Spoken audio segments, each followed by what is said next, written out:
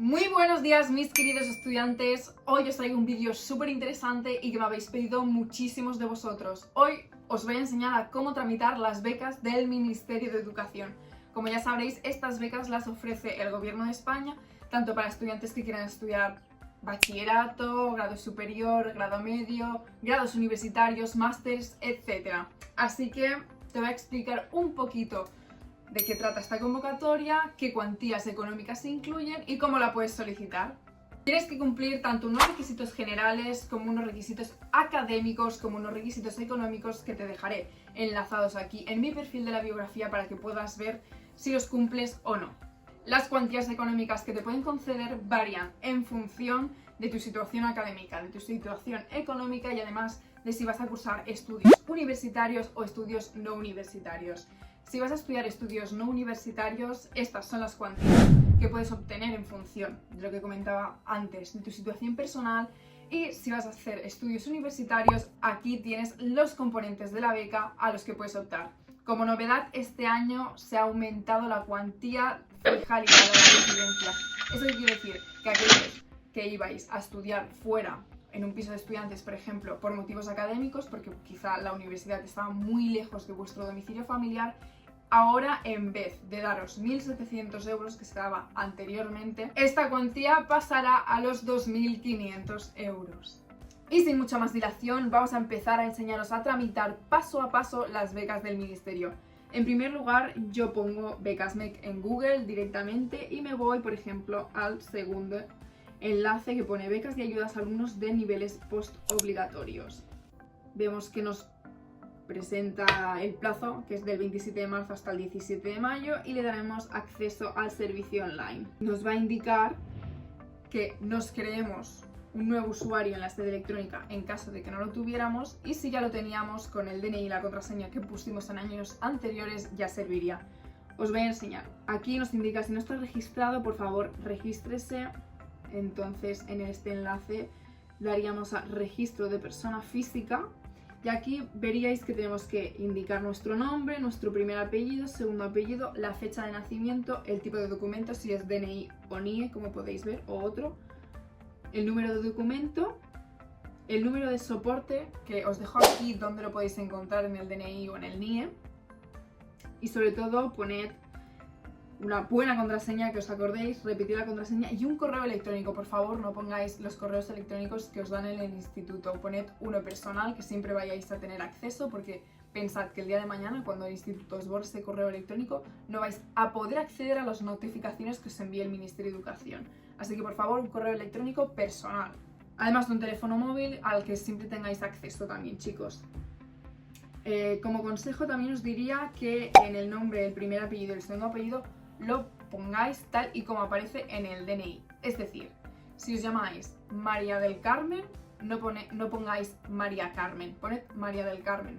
Es decir, que pongáis el nombre y el apellido tal y como aparecen en el DNI o en el NIE. Después de esto damos el consentimiento y hacemos las declaraciones pertinentes, le damos a aceptar, ¿de acuerdo? Y ya tendríamos un correo electrónico que nos llegaría para verificar nuestra cuenta y ya podríamos acceder a hacer el trámite. En mi caso ya lo tengo hecho porque la he pedido 1000 veces y simplemente yo pongo en mi usuario mi DNI con la letra y la contraseña y le doy a acceder. Como ya veis, yo la tengo iniciada, pero en el caso de que no la tuvierais, simplemente con acceso al trámite ya podríais empezar a tramitarla. Y aquí empezaríamos con el trámite. Primero empezaremos con los datos personales del estudiante. Lo mismo, siempre, primer apellido, segundo apellido, nombre, lo mismo que os he dicho antes, que corresponda al 100% con el DNI exactamente, nuestra fecha de nacimiento, el documento de identificación del estudiante, que quiere decir el DNI o el NIE con el que nos hayamos registrado, la fecha de validez del NIE o del DNI, es decir, cuándo caduca, el ID num support del DNI electrónico, que también aparece en el DNI o en el NIE, nuestro sexo, mujer o hombre, nuestro estado civil, soltero, casado, etc. El país de nacionalidad, la situación laboral, si estamos activos, desocupados, si somos estudiantes, etc. Si tenemos alguna discapacidad, indicarlo también. En el caso de que tengamos una discapacidad, tendremos que indicar si es discapacidad permanente y la fecha de resolución del reconocimiento inicial de la discapacidad, es decir, la fecha. Además de la comunidad autónoma que expide este certificado. Y después tendremos que empezar a indicar los datos económicos. Si estamos en régimen de acogida, si constituimos una unidad familiar independiente, es decir, que nosotros vivimos solos y nos mantenemos con ingresos de un trabajo que tengamos, es decir, que no dependemos ni de padres, ni madres, nadie. Si en el curso anterior estudiamos en la universidad y residimos fuera del domicilio familiar, es decir, si estuvimos en un piso de estudiantes o no, por ejemplo. Durante el año 2022, si hemos sido autónomos o hemos tenido ingresos de alguna actividad económica. Si obtuvimos durante el año 2022 rentas en el extranjero. Y si convivimos con pareja registrada o no.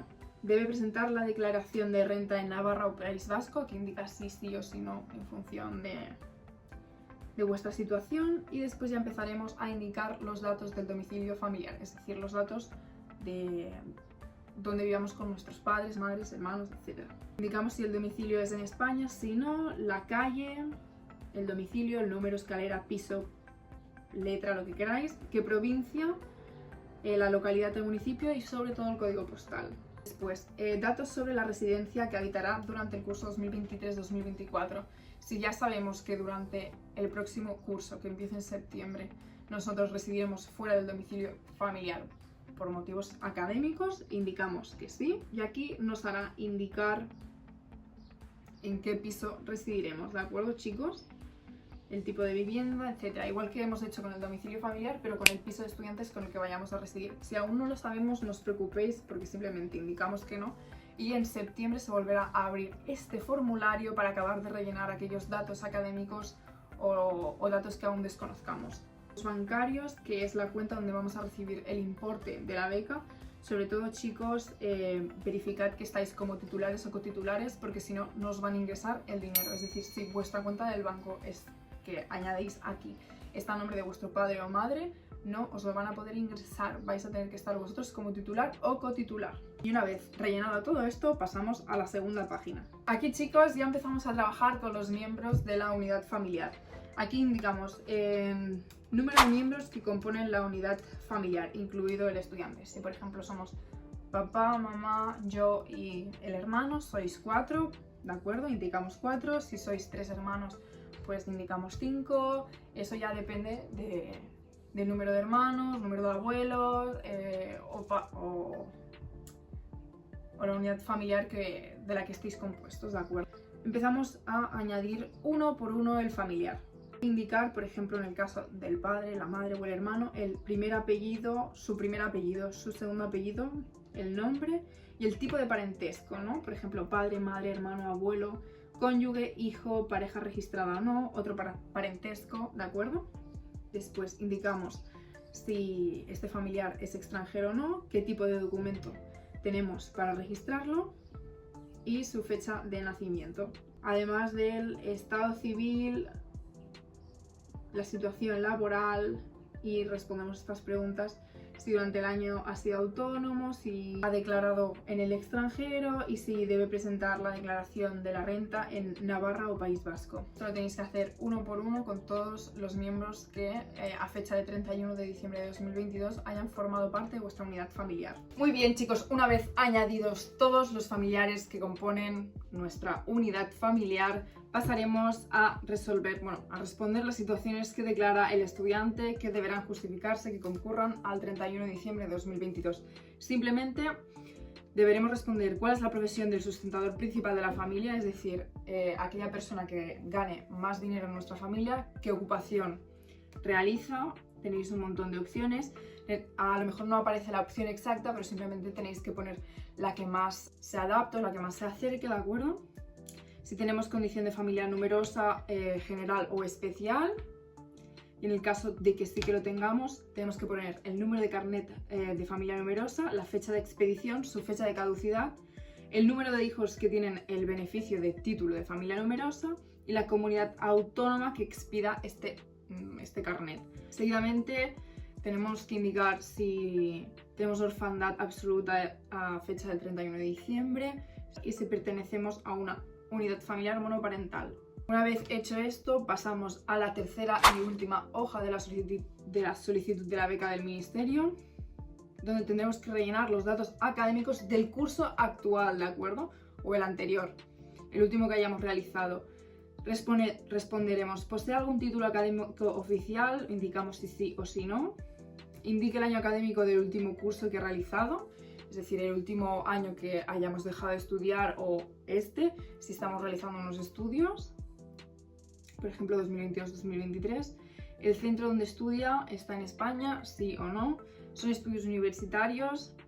Si indicamos que no, tendremos que indicar la provincia del centro, el nombre del centro y los estudios que estamos cursando actualmente. Y si indicamos que afirmativamente son estudios universitarios, de la misma manera tendremos que indicar la universidad y los estudios. Ahora deberemos indicar los datos académicos del curso 2023-2024. Sé que muchos de vosotros estáis a la espera de selectividad, no lo tenéis claro, no sabéis si os va a dar la nota, etc. Pero tenéis que hacer, tenéis que poner lo que creéis o lo que queréis estudiar en un principio. Luego, posteriormente, en septiembre, se volverá a abrir esta convocatoria para modificar los datos académicos, ¿de acuerdo? Ya lo indica aquí. No sabe aún si realizará la prueba de acceso a la universidad de este curso, ni los estudios que cursará. Marque aquellas opciones que prevea o considere más probables. Hacia septiembre se dará de nuevo acceso a esta solicitud para que se puedan modificar los datos académicos que no sean correctos. En el caso de que piense realizar más de unos estudios en el curso 2023-2024, por ejemplo, un ciclo formativo y bachillerato, ponga solo aquellos para los que quiera solicitar la beca. Entonces, estudios universitarios el próximo curso, indicamos si sí o si no. En el caso de que no, indicaremos la provincia de donde estará el centro, ¿de acuerdo?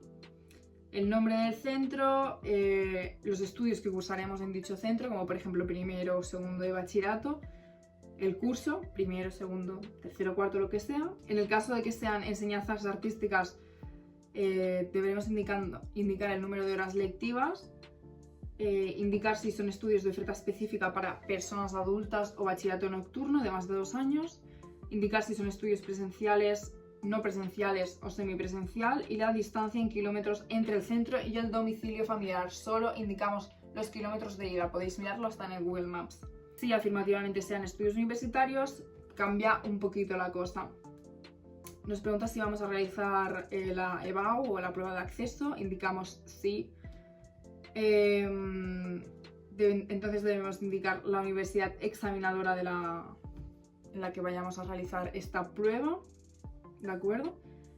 Y si los estudios son de doble titulación o no. Un poquito más abajo nos indicará los estudios que cursaremos, es decir, qué modalidad, el nombre del centro, su localidad, si realizaremos estudios presenciales y de nuevo la distancia entre el centro y nuestro domicilio familiar.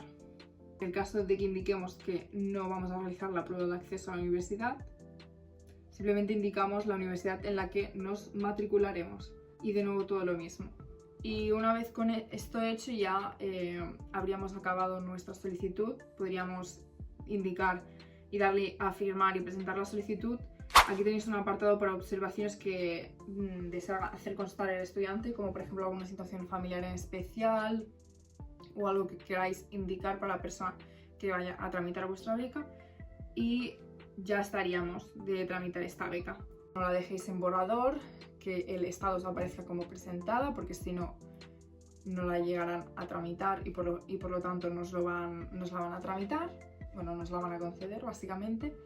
Y nada, chicos, esto es todo sobre la solicitud. Espero que os haya gustado muchísimo el vídeo. Me dejáis por los comentarios cómo os ha ido el trámite de vuestra beca y si me seguís me ayudaréis muchísimo.